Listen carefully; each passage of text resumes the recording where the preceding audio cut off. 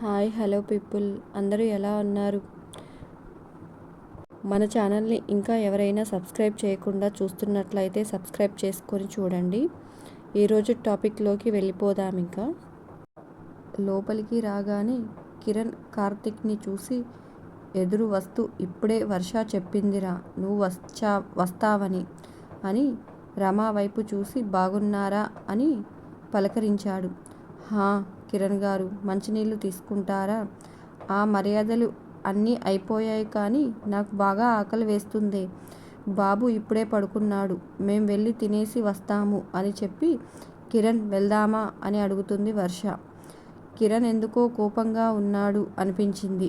ఏమిటో విషయం కనుక్కుందాం అనుకుంటే తిను రమ్మంటుంది అని ఎటూ చెప్పలేక, ఆకలి అంటుంది కదా అని సరే పద అని వాళ్ళిద్దరూ బయటకు వెళ్ళిపోతారు. వీళ్ళు ఏం మాట్లాడుకోకుండా ఎవరి రూముల్లోకి వాళ్ళు వెళ్ళిపోయారు. కార్తిక్ ఎందుకో కోపంగా ఉన్నాడు. అన్నయ్య వాళ్ళ గురించి ఏమైనా తెలిసిందేమో, అందుకే అలా ఉన్నారేమో. ఏమంటావు వర్ష? నేనేమంటాను? నీ బుర్ర మీద 4 మొక్కలు వేస్తే బాగా పెరిగేవి అంటాను.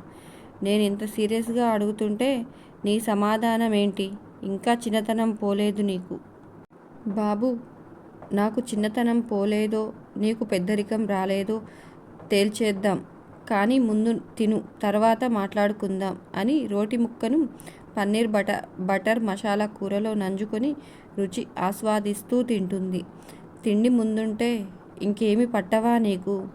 ఇప్పుడు నీ బాధ ఏంటి? వాళ్ళు ఎందుకు అలా ఉన్నారో తెలియాలి, అంతే కదా. వేడివేడిగా తింటే రుచి చాలా బాగుంటుంది.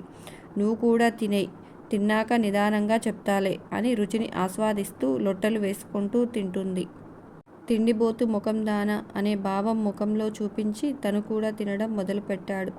ఇద్దరూ తినడం పూర్తి చేసి బిల్ పే చేసి బయటకు వచ్చారు. ఇప్పుడు చెప్పు వర్ష. నేను చెప్పేది చాలా మంచి విషయం కిరణ్. అంత మంచి విషయాన్ని చల్లచల్లని ఐస్ క్రీమ్ తింటూ చెప్తే అదిరిపోతుంది కదా. కావాలని డైరెక్ట్గా అడగొచ్చు కదా. తినటం అదిరిపోవటమేమో కానీ నన్ను బెదరకొట్టేస్తున్నావు నీ తిండితో. కొంచెం ఎక్కువయ్యింది, తగ్గించు అని చెప్పింది వర్ష. మహాతల్లి, వాడెందుకు అలా ఉన్నాడో తెలియక నేను కంగారు పడుతుంటే నీ తిండి మొత్తం నా మీద చూపిస్తున్నావా?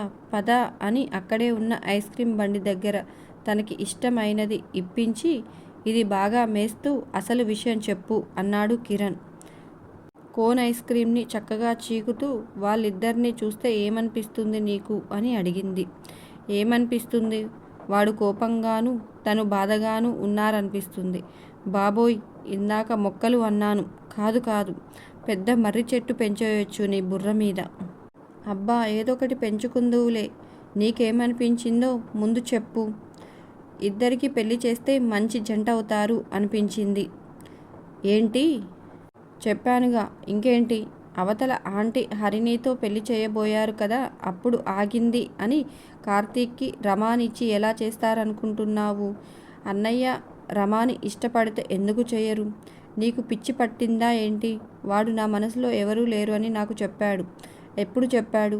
పెళ్లి రోజు నేను అడిగితే అప్పుడు చెప్పాడు. అప్పటికి అది నిజంగానే అన్నయ్య మనసులో ఎవరూ లేరు. మరింకేంటి? అప్పుడు లేరు, ఇప్పుడు ఉండొచ్చు కదా. అలా అని నీకు చెప్పాడా వర్ష? లేదు కిరణ్. వాడు ఆడపిల్లలకి ఆమడ దూరం ఉంటాడు. ఎంతమంది ట్రై చేసేవాళ్ళో నీకు తెలుసు కదా. సంవత్సరాల తరబడి వెనక తిరిగినా వాళ్ళనే పట్టించుకోలేదు. అలాంటిది కొన్ని రోజుల పరిచయంతో రమాని ఎలా ఇష్టపడతాడు? అబ్బా, తెలుసు నాయనా. అక్కడే ఆగిపోతావే. అన్నయ్య ప్రేమ పెళ్లికి వ్యతిరేకం కాదు. అవగాహన లేని వయసులో ప్రేమ పెళ్ళి లాంటివి తప్పు అని. అక్కడ వాళ్ళకు చనువిస్తే వాళ్ళు తప్పుగా తీసుకుంటారో అని అలా ఉండేవాడు, అంతే. తనకు నచ్చే గుణాలు ఉన్న అమ్మాయి ఎదురుపడితే ఇప్పుడు ప్రేమించొచ్చు కదా. అంటే రమాని ఇష్టపడుతున్నాడా? నీకెలా తెలిసింది అది? అవును, ఇష్టపడుతున్నాడు, కానీ ఆ విషయం తనకే తెలియదు. నీకు ఐస్ క్రీమ్ తినాలని ఉంటే అడిగితే ఇప్పించేవాడిని, లేదా నువ్వే కొనుక్కోవచ్చు. దానికోసం ఇంత కథ చెప్తావా? ప్రేమిస్తున్నాడంట, కానీ వాడికే తెలియదంట. వినేవాడు వెర్రిమొహం అయితే ఏదైనా చెప్పేయొచ్చు అనుకుంటున్నావా? వాడు సొంత తెలివితేటలతో పెట్టిన కొన్ని రోజుల్లోనే 10 మందితో మొదలైన ఆఫీస్ని 1000 మందికి పెంచాడు. అలాంటి వాడికి వాడి ప్రేమ గురించి తెలీదా? కిరణ్ మాటలకు వర్ష గట్టిగా నవ్వుతుంది. నీకు నవ్వెందుకు వస్తుంది ఇప్పుడు? నిన్ను నువ్వు వెర్రిముఖం అనుకున్నందుకు కనీసం నీ కథైనా తెలిసింది కదా. ఊరుకుంటున్నానని ఎక్కువ చేస్తున్నావు అని అంది వర్ష. సరే సరే, ఇప్పుడు నువ్వు కోపం తెచ్చుకోకు అని తన ఫోన్లో ఉన్న ఒక ఫోటోని చూపిస్తుంది వర్ష. ఇది నిజమేనా? ఆ రోజు లలిత్కి బాగోలేక హాస్పిటల్కి వెళ్ళారు కదా, నాకు మెసేజ్ పెట్టాడు. నాకు ఎందుకో మధ్యరాత్రిలో మెలకువ వచ్చి ఫోన్ మెసేజ్ చూసుకున్నా.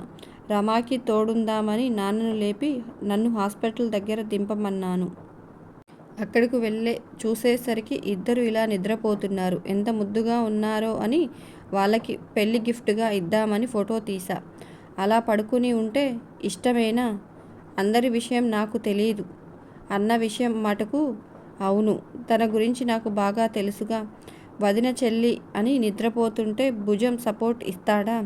పోనీ ఇచ్చాడే అనుకో, అంత దగ్గరకు కూర్చొని తన తల పెట్టి నిద్రపోతాడా? లేదు, కార్తిక్ అలా చెయ్యడు.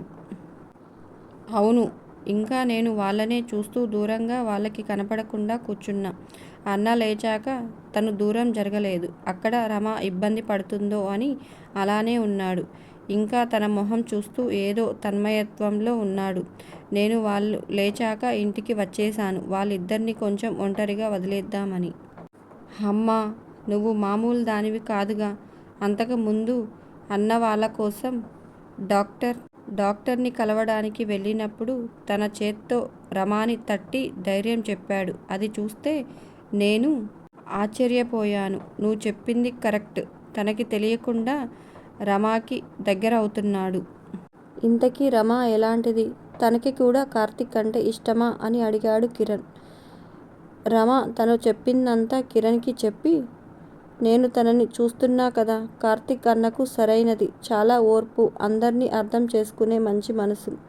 కానీ తను ఇష్టపడుతుందో లేదో తెలీదు. అన్నలాంటి మంచి వ్యక్తిని ఏ అమ్మాయి వదులుకోదు. ఇప్పుడు ఏం చేద్దాం మరి? ముందు అన్నకి తనకి రమ అంటే ఉన్న భావం తెలియాలి. అప్పుడు తనే వాళ్ళ కథను ముందుకు తీసుకువెళ్తాడు. అప్పటి వరకు మనం దర్శకుని పోస్టు తీసుకోవాలి. మనకేమైనా 100 సినిమాలు తీసిన అనుభవం ఉందా? ఈ మధ్య చిన్న సినిమాలు తీసి అందరూ విజయం సాధిస్తున్నారుగా. మనకెందుకు భయం? మనమల్లా వాళ్ళిద్దరూ కలిసి ఎక్కువ సమయం గడిపేలా చెయ్యాలి అంతే. వాళ్ళు తెలుసుకుంటారంటావా? పక్కా. సరే వర్ష, రేపటి నుండి మొదలు పెడదాం. రేపటి వరకు ఎందుకు, ఈ రోజు నుండే మొదలు పెట్టేశా అని కిరణ్కి కన్ను కొట్టి నవ్వుతుంది. రూమ్కి వెళ్ళాక కార్తిక్ కొంచెం స్థిమితపడి, తను అసలుకే ఏదో ఒక విషయానికి రోజూ బాధపడుతుంది. ఇంకా నేను కూడా బాధ పెట్టాలా? కొంచెం నెమ్మదిగా చెప్పాల్సిందేమో. తను జాబ్ విషయం తనిష్టం కదా. నేనెందుకు తన విషయంలో తన అభిప్రాయం తీసుకోకుండా నిర్ణయాలు తీసుకుంటున్నాను? ఇది కేవలం బాబుని చూసుకోవాలని స్వార్థంగా ఆలోచించి చేస్తున్నానా? స్వార్థం అనే మాటని తను మనసుకు ఒప్పుకోవడం లేదు. రమాని నేను ఒంటరిగా ఉంచలేను. బాబుని నాతో తీసుకువెళ్తే తను ఉండగలదా? లేదు, ఉండలేదు. అన్నయ్య వాళ్ళకి తగ్గే వరకు నేను హైదరాబాద్ నుండి రాలేను. ఏం చెయ్యాలి అని తెగ ఆలోచిస్తూ ఉంటాడు. అనవసరంగా ఎక్కువ మాట్లాడానా? వాళ్ళని విమర్శిస్తే కోపం రావడం సహజం. సారీ చెప్పేయనా అని అనుకుంటూ కార్తిక్ రూమ్ దగ్గరకు వచ్చి చిన్నగా తలుపు కొడుతూ కార్తిక్ గారు అని పిలవడానికి నోరు తెరుస్తుంది. ఈలోపు తలుపు తీసుకుని కార్తిక్ వచ్చి, సారీ రమా, అనవసరంగా నీ మీద కోపం చూపించి నిన్ను ఏడ్పించాను అని మళ్ళీ రూంలోకి వెళ్ళబోతాడు. మీరు నన్ను ఏడ్పించారని నేనన్నానా? సారీ, నేను హరిణిని గురించి అలా అనకూడదు. తన గురించి నువ్వేమీ తప్పుగా మాట్లాడలేదు. తన గురించి తెలిసి కూడా నేను తన నోరు అదుపు చేయలేదు. పర్వాలేదులే, తనేమీ తప్పుగా అనలేదు. మీరు మా కోసం ఇక్కడి దాకా వచ్చారు. థ్యాంక్యూ. నేను నా అనుకున్న వాళ్ళ కోసం వచ్చాను. థ్యాంక్స్ అవసరం లేదులే. అన్నయ్య వదిన మామూలుగా అయ్యేంత వరకు వాళ్ళ ప్రతి బాధ్యత నాది. బాబు, నువ్వు కూడా నా బాధ్యతే. అందుకే నీ అభిప్రాయం తెలుసుకోకుండా నీ జాబ్ విషయంలో నిర్ణయం తీసుకున్నాను.